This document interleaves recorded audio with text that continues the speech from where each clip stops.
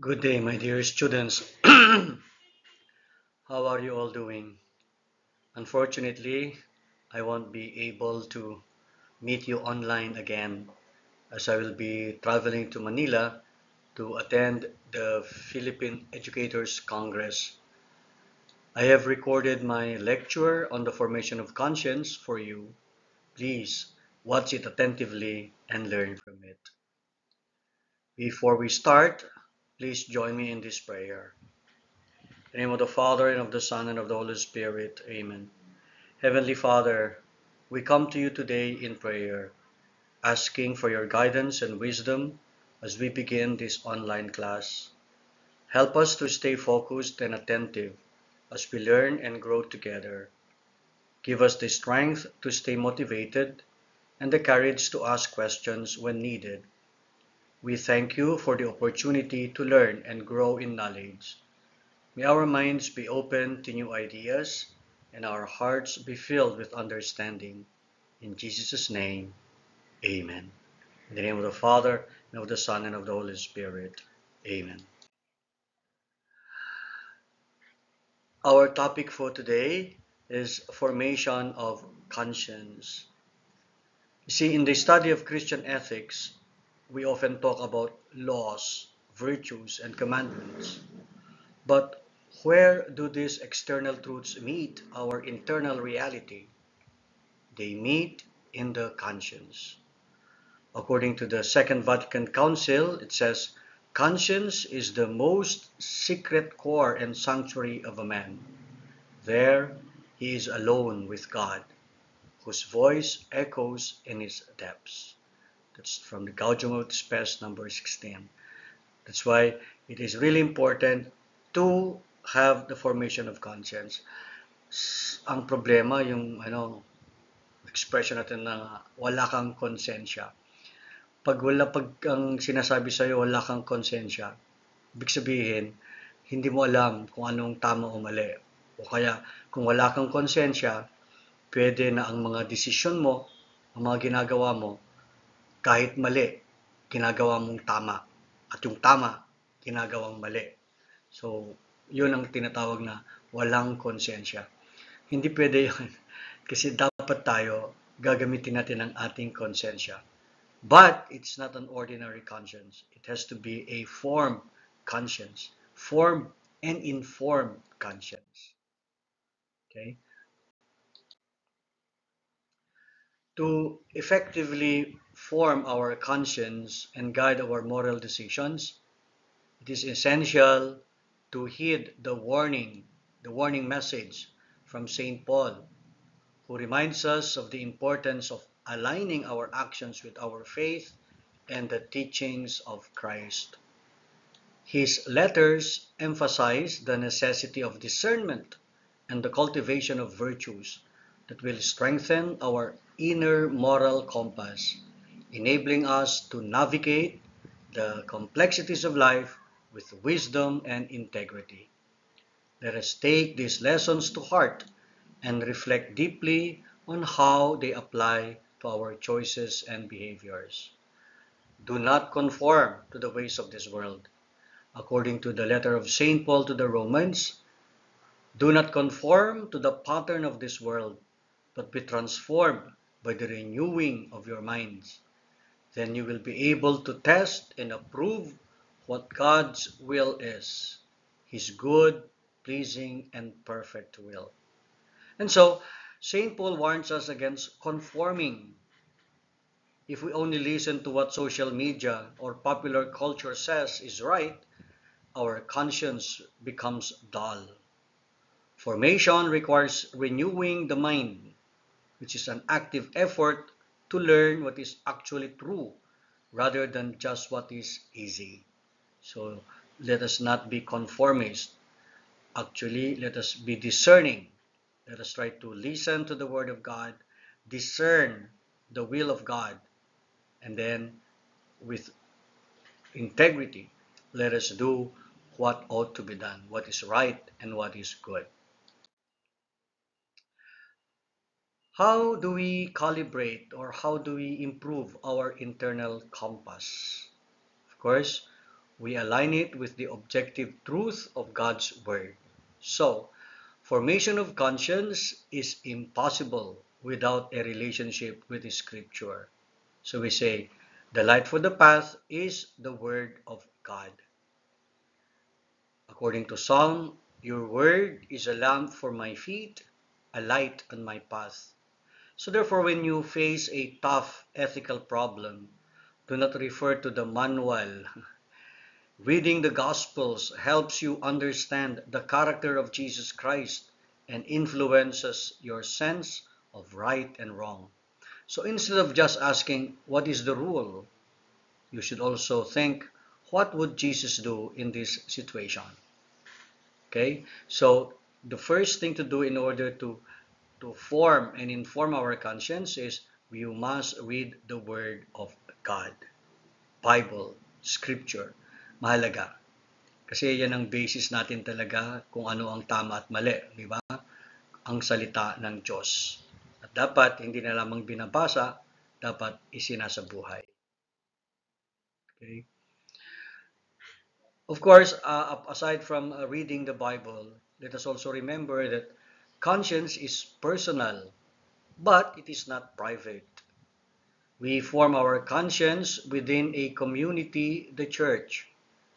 We rely on the wisdom of those who walked before us, especially the saints, and the teaching authority of the church, the magisterium, the teachings of the Pope, the teachings of our bishops.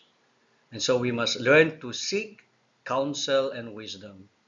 According to Proverbs, the way of fools seems right to them, but the wise listen to advice. So if you want to be considered wise, listen to advice. A well-formed conscience is humble, hindi mayabang, nagpapakumbaba, umaamin na hindi niya alam lahat. Okay? And recognizes that it doesn't know everything. And so in your Christian ethics classes, you engage with centuries of wisdom on how to live well. Ignoring the guidance means choosing to walk in darkness. Kaya nga nag-aaral kayo ngayon ng tinatawag na Christian ethics.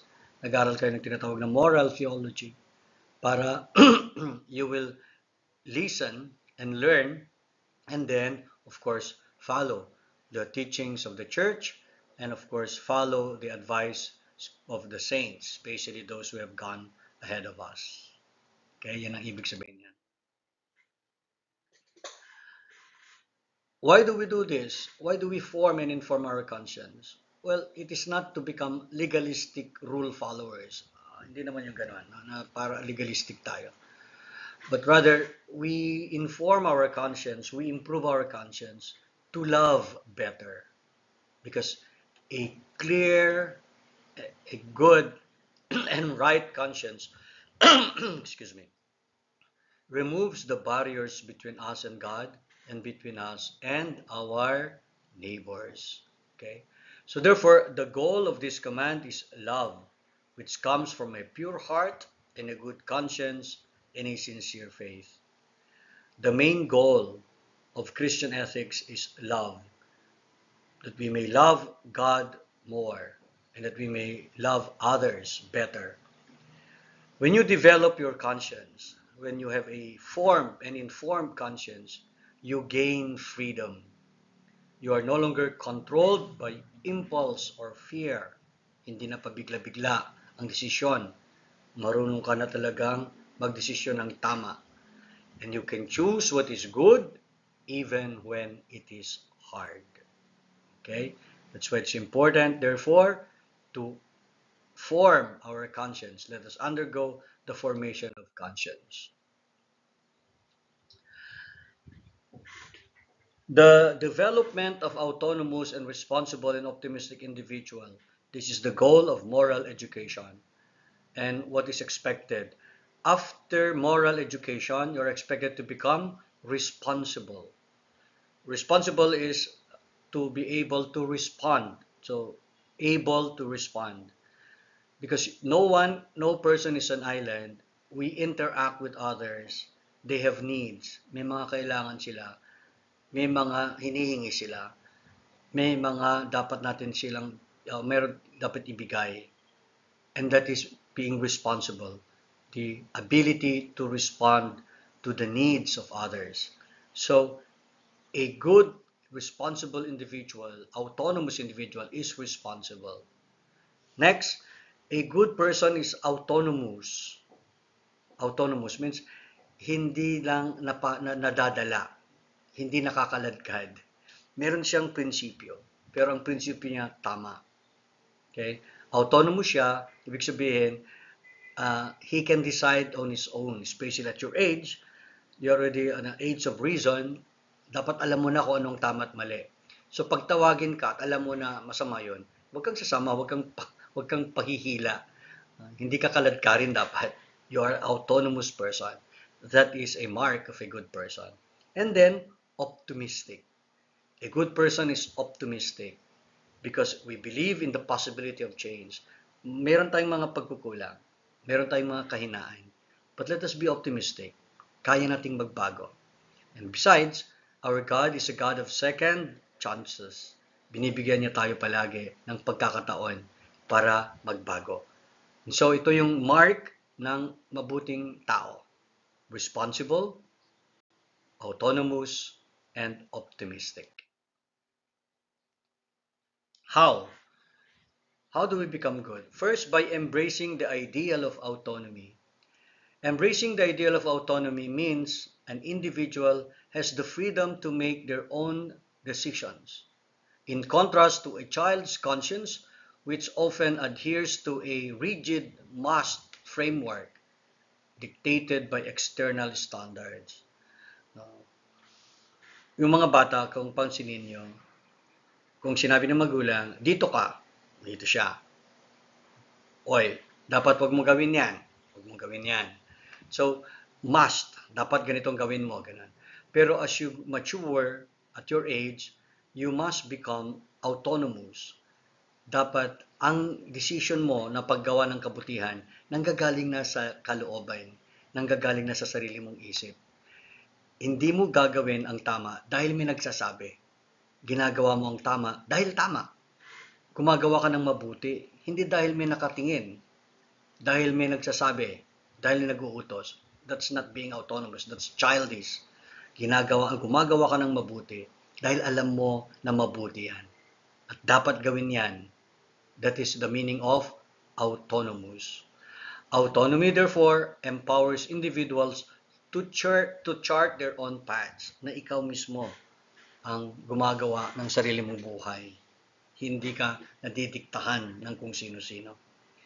It fosters personal growth while simultaneously opposing the constraints of authoritarianism, the harshness of physical discipline, and the subtle force of social manipulation. So wag naman na, lalo na yung na-influence ka sa mass media, sa mga vloggers.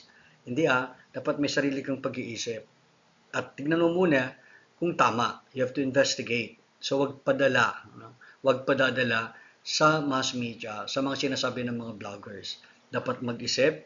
At kung meron ka mang gagawin, remember, dapat nanggagaling yan sa sarili mong pag-iisip, nanggagaling yan sa kalooban mo, hindi dahil may nakatingin, hindi dahil may nag-utos, hindi dahil may nagsabi, o hindi dahil gaya-gaya ka lang, mas masama na naman yon, gaya-gaya ka lang. Autonomous person, you will become an autonomous person, a good person, if you can decide on your own. Next, realizing the ideal of justice.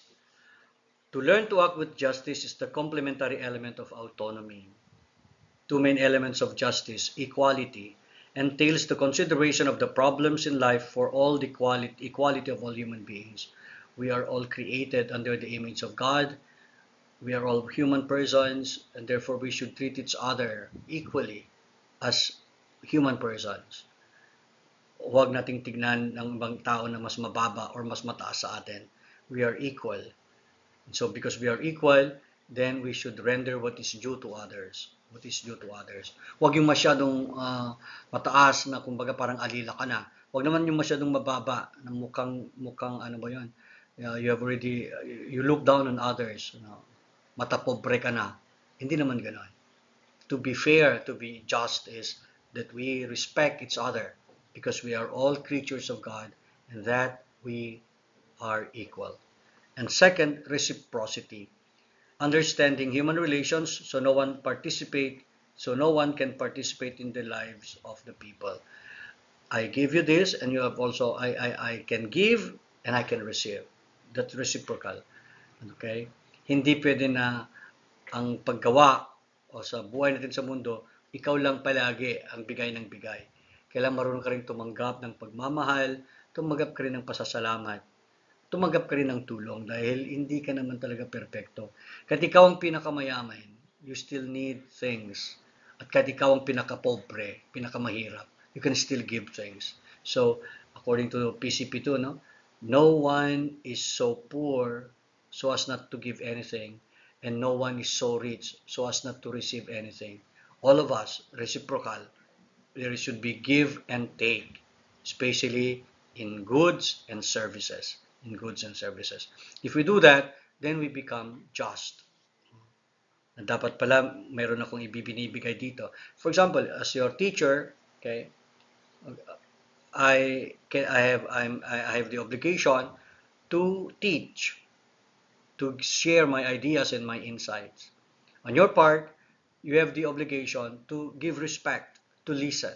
So reciprocal 'yon, no? Hindi pwede na lahat tayo maging teachers. O hindi pwede na lahat tayo maging students. We are determined by our different relationships. Dapat reciprocal yung ating relationship. Nagbibigayan, yan ang ibig sabihin. Finally, the elements of moral education, subjectivity. This occurs when a person becomes an autonomous individual capable of making their own decisions and choosing the right actions independently. So dapat tandaan yan, no? Autonomy. Second, reciprocity. This is when a person becomes intersubjective and relational, knowing how to participate and live in communion with others. And finally, objectivation in moral commitments to reality. This involves the subject engaging with others to transform the world for the better. The relational individual is aware of social realities and seeks to enact positive change in those realities. So I start with subjectivity. Alam ko kung sino ako. I am an autonomous individual. I can decide on my own. But reciprocity, I have to enter into relationship with others. Kailangan makisama ako. Kailangan respetuhin ko ang kapwa ko. At kailangan I have to participate in community life because I'm a member of the community life. Pero overall, lahat ito ginagawa ko to change the world.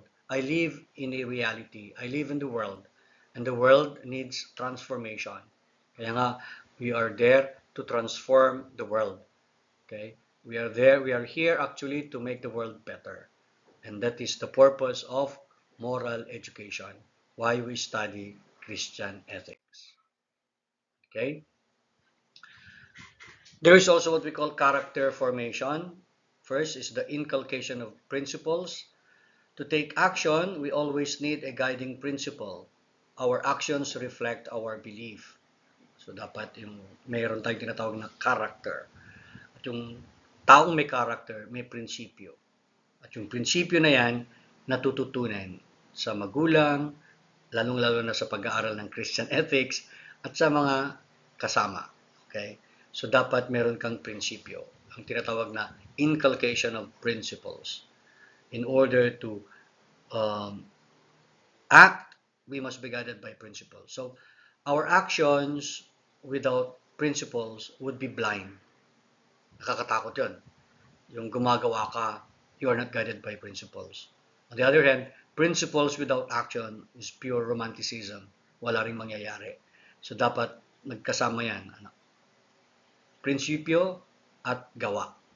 Pero dapat yung gawa ay guided by principle.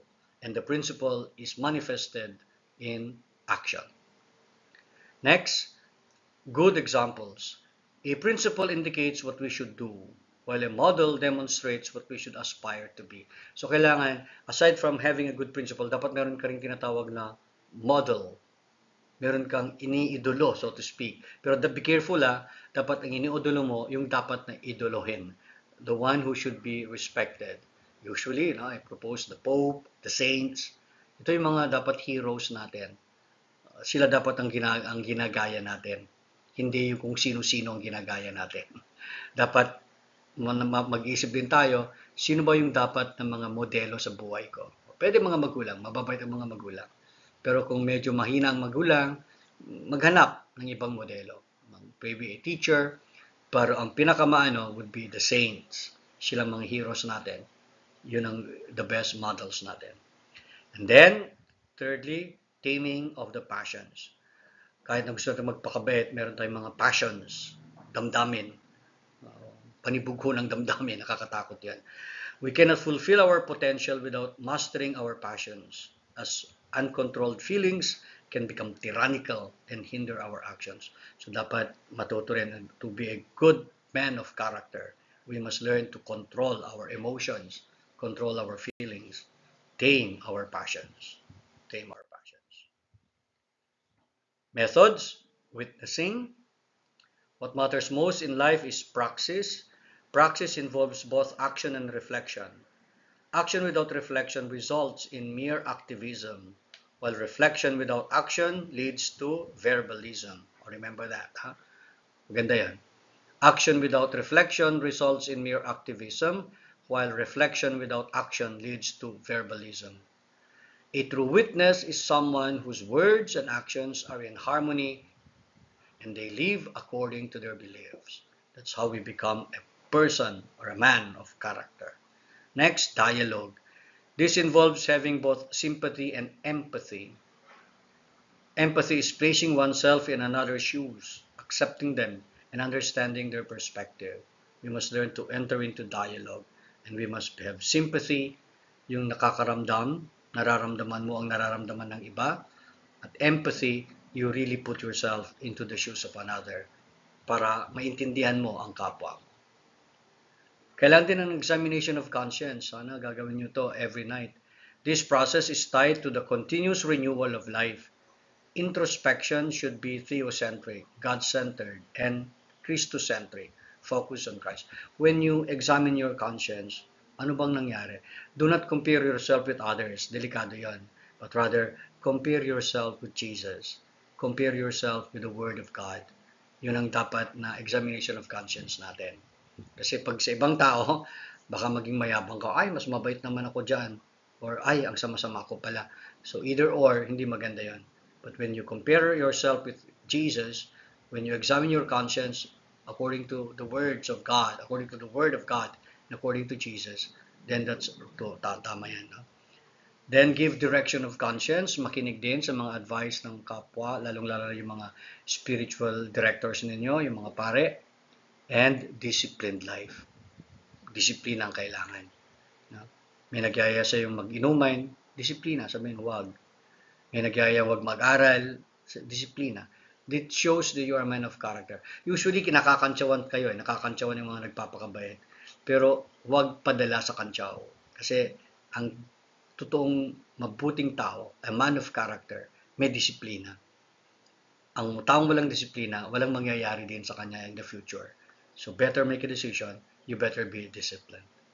So, ito yung tinatawag nating formation of conscience, which leads to character building, and then when you have a character, then you start to live a good life. Okay, so learn from this, and I hope you will answer some questions when we meet again next time. Okay, bye-bye. Let us glorify the Trinity. Glory be to the Father, and to the Son, and to the Holy Spirit, as it was in the beginning, is now, and will be forever. Amen. In the name of the Father, and of the Son, and of the Holy Spirit. Amen.